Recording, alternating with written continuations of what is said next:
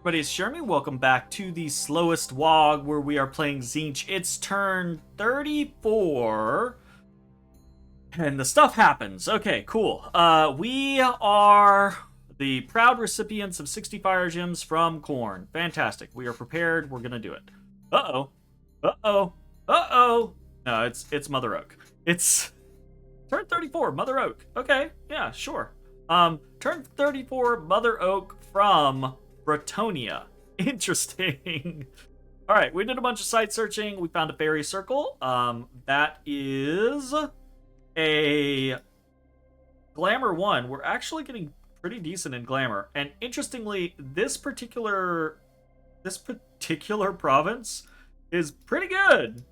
Pretty good. Not with the brigand layer, but 6 fucking gems out of this province. That's pretty tasty.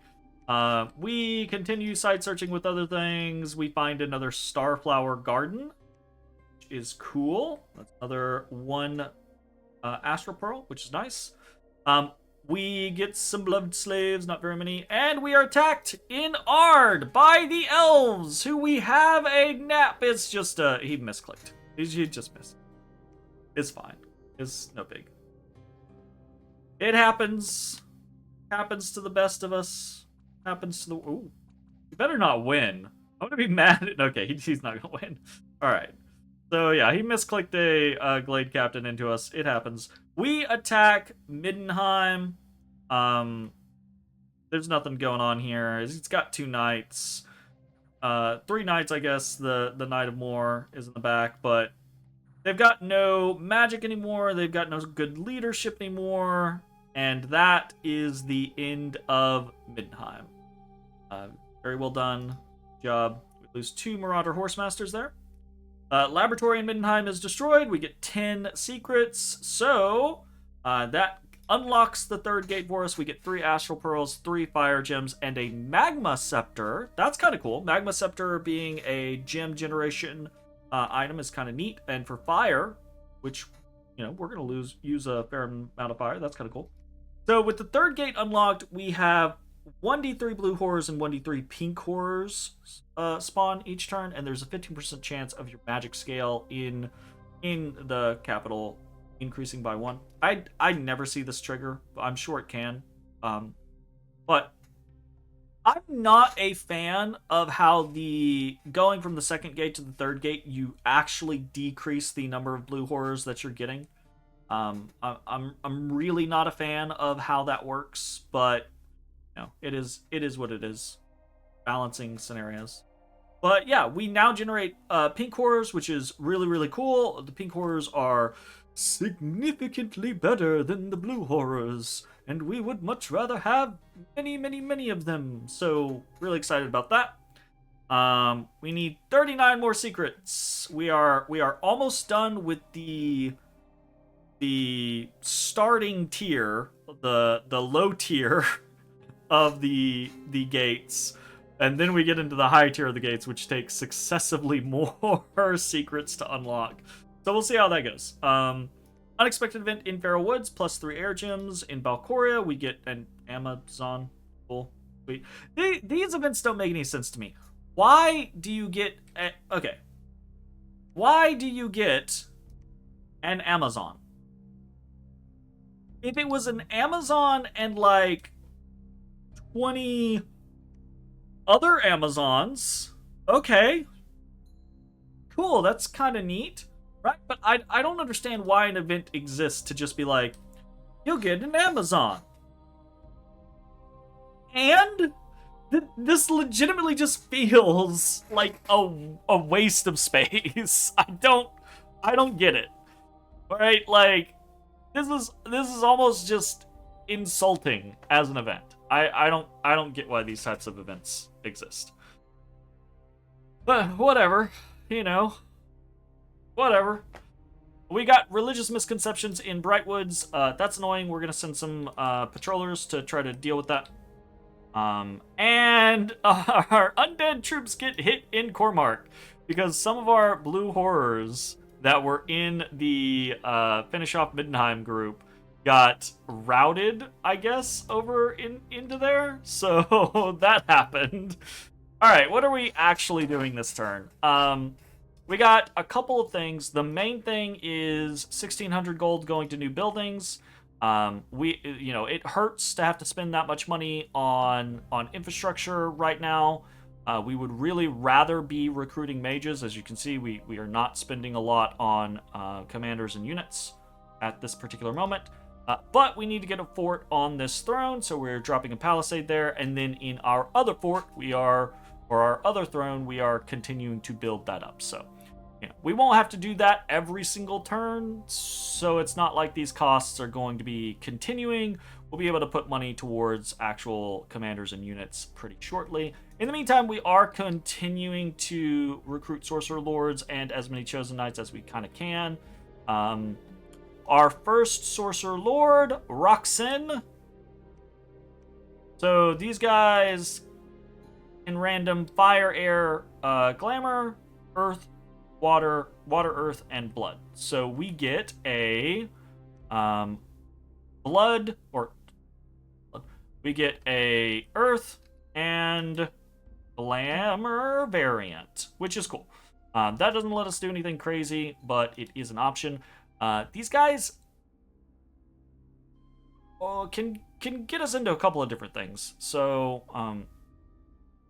the Astral Earth Crosspath is something that we already have, but we need fewer things if we want to try to pop up into this. We can do some fun stuff with an Earth one. So we weren't really particularly after any specific one. So kind of happy to get whatever it is that we get at this particular moment. So yeah. Anyways, aside from that, we're doing a whole bunch of site searching. We're doing a whole bunch of maneuvering around the territories, trying to get people into positions. Gonna try to patrol out what's happening in Bright Woods. We are sending the majority of our regular forces towards Bagaloth so that we can go underground and start seeing if we can snake away these additional territories. So fingers crossed on that. And we are preaching all around our borders. So preaching Faircliff, preaching in Farrow Woods, preaching in Opalef. We are moving to preach in Stonegrave. We are preaching in Osens. We are moving to build more temples in our interior. And as you may see, we are already preaching in some of Karaz-a-Karak's territory, and we are moving into Athel, Loren's, and Nagaron's territory to start heretically preaching there. So hopefully that goes well for us, and we don't just lose a bunch of fucking 70 cost cultists. Is that what they cost? Yeah, 70 cost cultists. But the goal, obviously, right, is, again, in the next couple turns, our territory, our dominion, should fill out the Middenheim territory. And then, once that has happened, with the cultists on our borders and inside other people's borders, the goal is to try to make sure that our dominion is strong and not getting pushed, right? Because we don't want to lose fucking laboratories like we did down here in Balcoria, because that's fucking annoying. But the flip side is we want to control. I say control. We want to spread our dominion to approximately 10 points. Not necessarily 10 provinces, but, say Troll Land, for example, will count as 3 for us because it's an enemy province with a temple and probably a lab, right? So that'll count as 3 secrets for us if we can have our dominion there. So that's really good, right? So we want an average of around 10 secrets per turn, if at all possible, in order to actually have any real chance of hitting the goal of Gate 8, right? Which would be cool. So we're doing that. And then the last big thing that we're doing, of course, is it is turn 34. Eternal Pyre is going up. We will have Conjuration 6 next turn. obviously, so Eternal Pyre is going up. There's plenty of enchantment slots open. It's not going to be contested. We're overcasting pretty highly, 240 gems, I believe. So that's nice. And here's hoping that it lasts us for a very, very, very long time. Because if it does, that's going to be awesome, right? So probably, this is no guarantee or anything like that.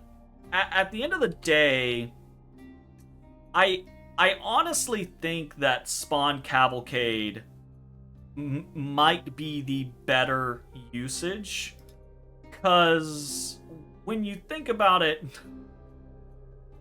you're getting what? 65 Chaos Spawn for roughly the price of a Daemon Prince. The Daemon Prince is really good. Really, really good. I don't know that it's 65 Chaos Spawn good. Although, again, obviously, right, like, dropping a Daemon Prince is just one mage. Dropping 5 Cavalcades is 5 mages, right? So, and then obviously, of course, there's other things that we can do with all these fire gems. This is just one of the particular options. We are going to be running up construction. Another thing that we can do, of course, is if we get to construction 7, we can start doing lightless lanterns very, very easily. Along the way, we'll unlock a lot of boosters, give us opportunities in that. So it's not going to give us a lot of immediate combat power, but as far as we can tell, we don't need the immediate combat power. We are at peace. None of our neighbors are immediately threatening us. I say none of our neighbors are immediately threatening us. We have naps with the dwarves, naps with the elves, and naps with the other elves. So that only leaves Itza, and as I believe, cat fight. Cat fight! Don't fight me. Fight me? Me putting... You're too new. You have not learned the lesson that me putting my arm between you means stop fighting. Be good. Be good too. Somebody's getting smacked in the face. I don't think the lizardmen have any intention of coming at us anytime soon. As far as I'm aware, they are eyeing Nehekara. That might not be a long-term situation, but we'll see. So yeah, probably what I am going to do, I am probably going to save up to get at least one Demon Prince right out of the gate. So that'll probably be the goal, because if nothing else, we can kit that motherfucker out very easily to jump into this pond and say, go fuck yourselves to the Turtle Tribe Tritons that are here. So that'll probably be our go-to initial idea. Fucking cat just ran down me. And that's it. That's pretty much what's going on. So pretty chill turn.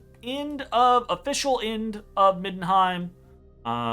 We are 3 players down, 9 players left, and I don't feel bad. I don't feel bad. So, Karaz-a-Karak is quite big. Elves, quite big. Bretonnia is quite big. I hear tell that Khorne is quite big.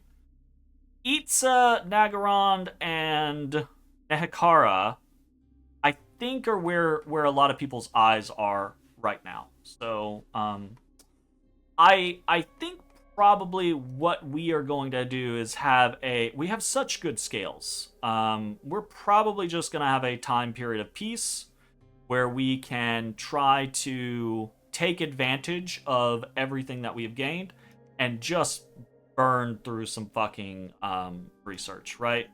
I'm pretty happy. Once we get this fort up in Cormark, I'm pretty happy with the fortifications that we have. There's 1 or 2 spots where I kind of wish we had a fort, but it's a little weird to try to like shoehorn them in at this point. So likely we will go with what we have. And that means a lot more mages coming out, and probably a fair amount of units. And our gym income, I don't hate right now. We're casting everything at this point, aren't we? Yeah, I think we are. Yes, we are site searching everything at this point. So, yeah, across the board. And we're not like I'd be really interested to see the score graphs right now. Like, I don't think we're crazy high on the gym income. I wouldn't assume, but I bet we're near the top without Eternal Pyre going up. I bet with Eternal Pyre going up, I bet we will be top. So that is pretty cool, right? We just got to cross our fingers and kind of hope. What we're looking for is obviously like Eternal Pyre. We're going to be able to jump those gems into Daemon Princes or Cavalcades and a few other things. But we're kind of looking for now something else. The other thing that we were really interested in was Astral, but that has not worked out for us. We've site searched a lot of stuff with Arcane Probing, and 7 Astral Pearls is just not a lot of Astral income.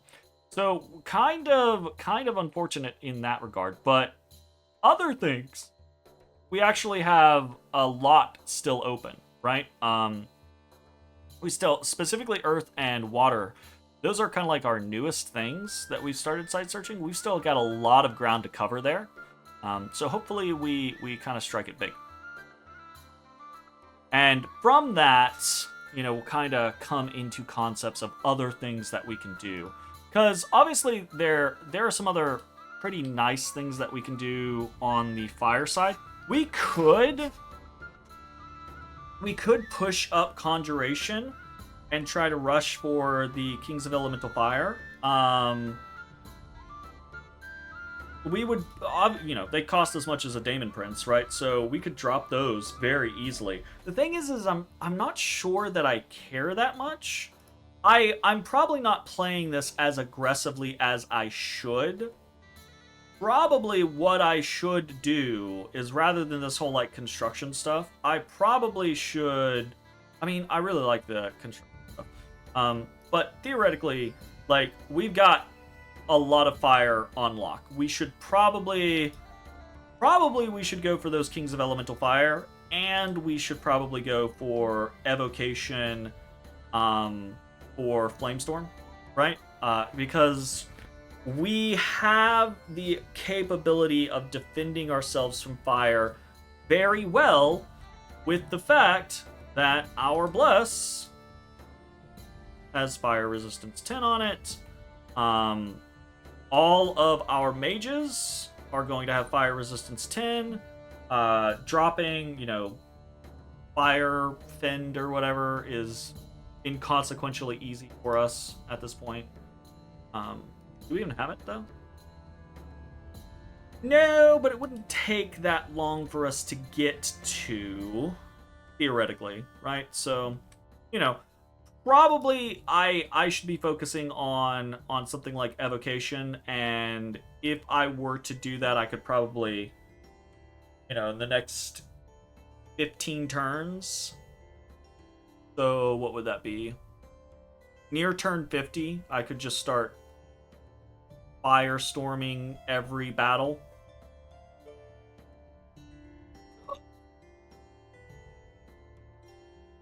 That would be pretty good. I don't think I'm going to end up doing that, though. I'm just so greedy. I play too greedily. I see these low-level researches, and just instinctually I'm like, oh, I've got 540. I can almost knock out 2 of those instantaneously, Which isn't, don't get me wrong, if you can do something like that in a single turn, it can be worth grabbing the low-level stuff just to kind of like augment or fill out your repertoire. But that ends up being a slippery slope, because at first you're like, oh, I've got 600. I can grab Evocation 3 and Alteration 2 this turn. And then a few turns later, you're like, oh, I have over 700. I can grab Thaumaturgy 4 in a single turn. Let's do that. And then you built up multiple turns where that research could have gone to a specific goal that you have in mind. And you get to the end of the game and you're like, yeah, there's a good 10 or 15 turns that I spent researching things that I just researched them because I had the ability to take them in like a single turn. Whoops. Obviously, it's just a matter of timings and what you have to use when you have to use it. So if you get there, it doesn't matter. But if you find yourself in a big battle and you're like, oh shit, I need 4 turns to make it to this particular research that I could have had if I hadn't gotten sidetracked. I'm gonna say this, I feel pretty proud of the fact that we got to our real research goals in this game without getting too sidetracked, right? Obviously, I got sidetracked in Thaumaturgy, Evocation, but we had the time. We made it to Enchantment 6 and Conjuration 6 at the appropriate time to take advantage of the goal that we had intended. So, I'm excited about that. Hopefully it turns out well. We'll see you next time. Bye-bye, everybody. Hey everybody, thanks for watching. If you enjoyed the video, consider leaving a like, commenting, or subscribing. It really helps me out. If you'd like to see me live, head over to my Twitch at twitch.tv/thedistanthorizon.